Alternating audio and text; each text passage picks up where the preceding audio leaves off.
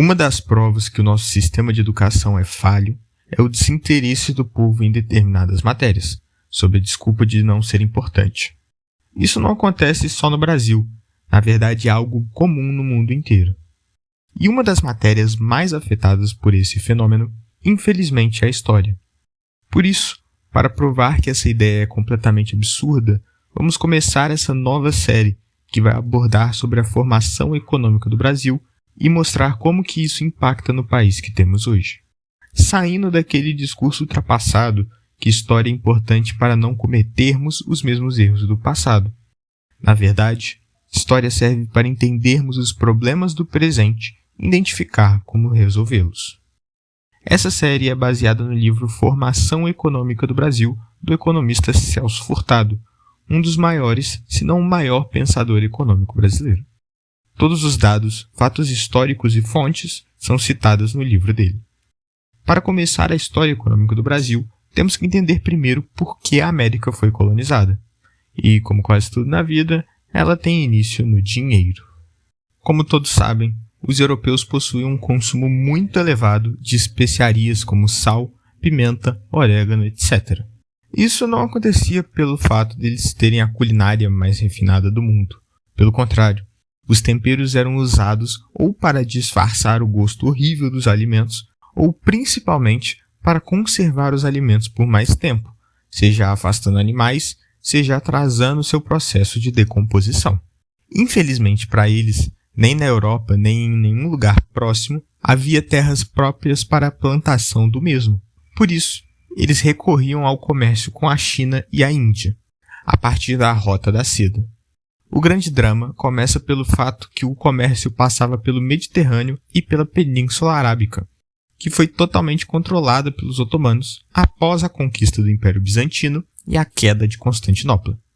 Com isso, os turcos, por serem rivais dos europeus, fecharam os canais de comércio, o que forçou a criação de novas rotas comerciais. A partir daqui, temos toda a história de pioneirismo português e espanhol nas navegações. Temos também a descoberta das Américas por Cristóvão Colombo, que na verdade queria chegar às Índias, e todo esse papo que você provavelmente já viu na escola. Esse meio termo não é importante para nós, já que, como foi dito, as Américas foram um efeito colateral. O objetivo mesmo era chegar ao Oriente, e por isso o futuro Brasil é deixado de lado pela coroa portuguesa. Com o passar das décadas, os estados europeus foram se desenvolvendo e se formando, abandonando o sistema feudal. Nesse período, tivemos a ascensão da França, Inglaterra e Holanda. Eles, obviamente, queriam parte da América, e por isso estavam dispostos a passar por cima do Tratado de Tordesilhas, onde o Papa dividiu as terras do Novo Mundo entre Portugal e Espanha, sob justificativa divina. Sob essas claras ameaças, Portugal decide que finalmente era hora de povoar corretamente a sua colônia. Como isso é um processo muito caro, ainda mais nessa época, era necessário um meio econômico que não se baseasse em simples escambo com os nativos, para custear essas operações, e, diferentemente das colônias espanholas, não se havia descoberto metais preciosos em território brasileiro.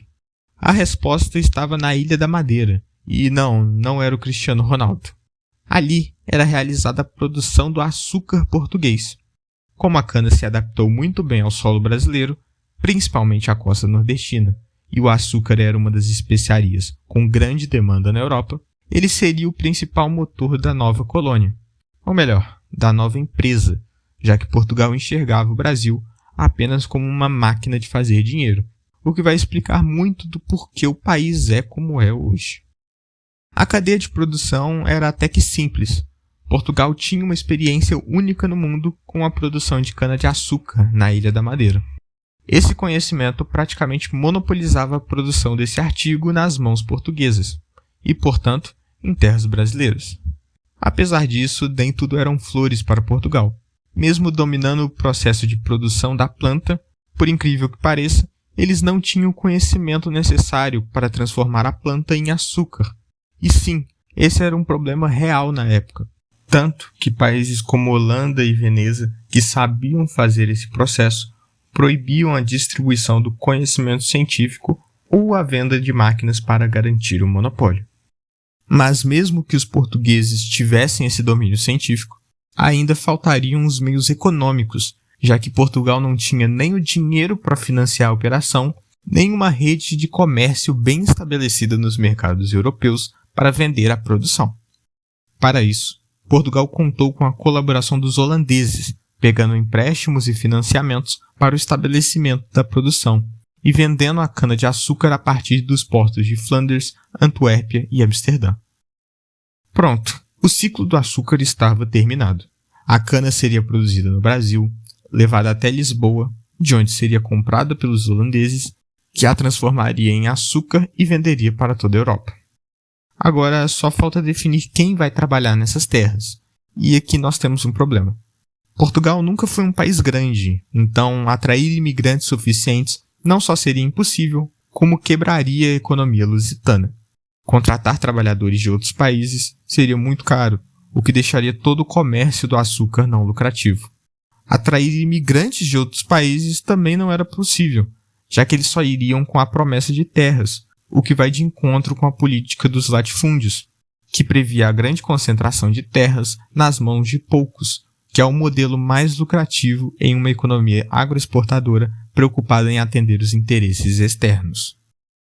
A última opção, que você provavelmente já sabe, foi o comércio de escravos na costa africana, que já era amplamente realizado por Portugal, mas que dessa vez seria feito por financiamento holandês e teria como objetivo o Brasil.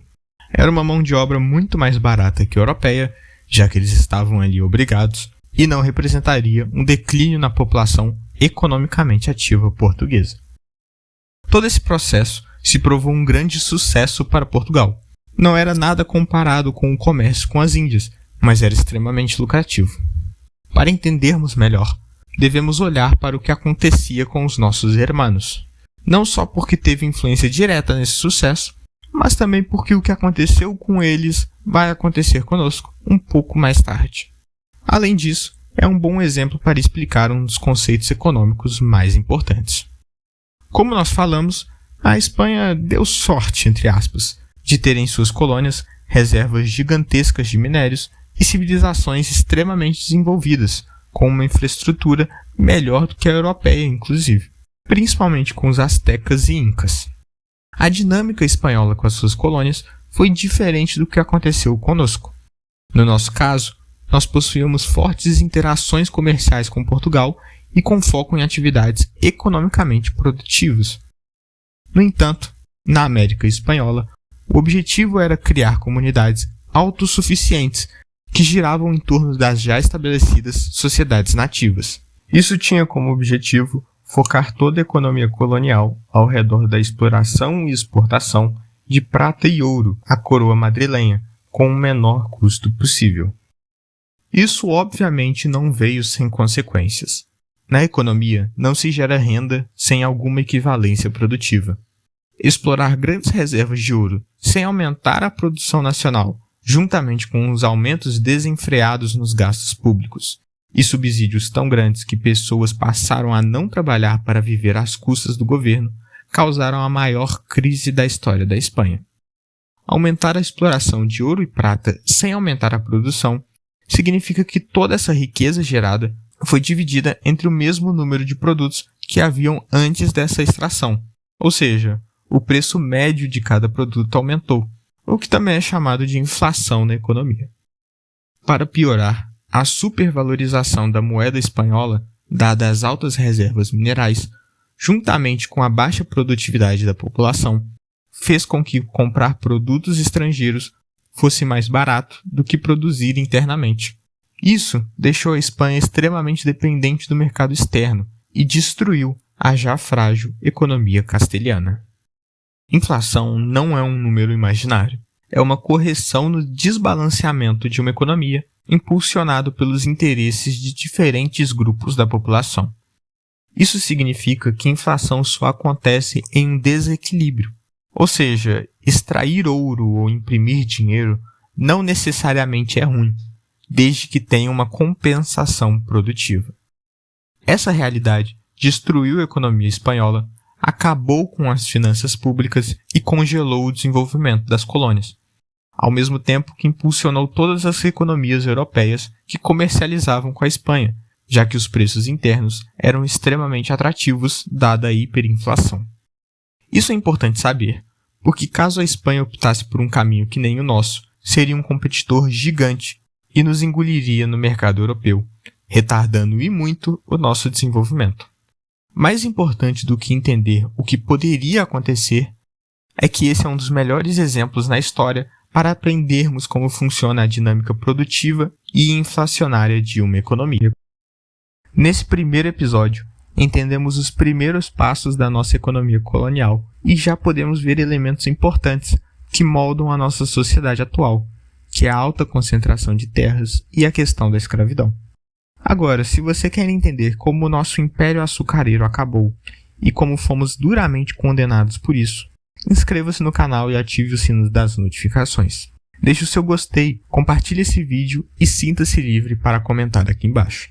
Agora, caso você esteja mais interessado na atualidade, veja essa série onde falamos dos principais problemas atuais do Brasil. Por enquanto é só. Muito obrigado e até a próxima.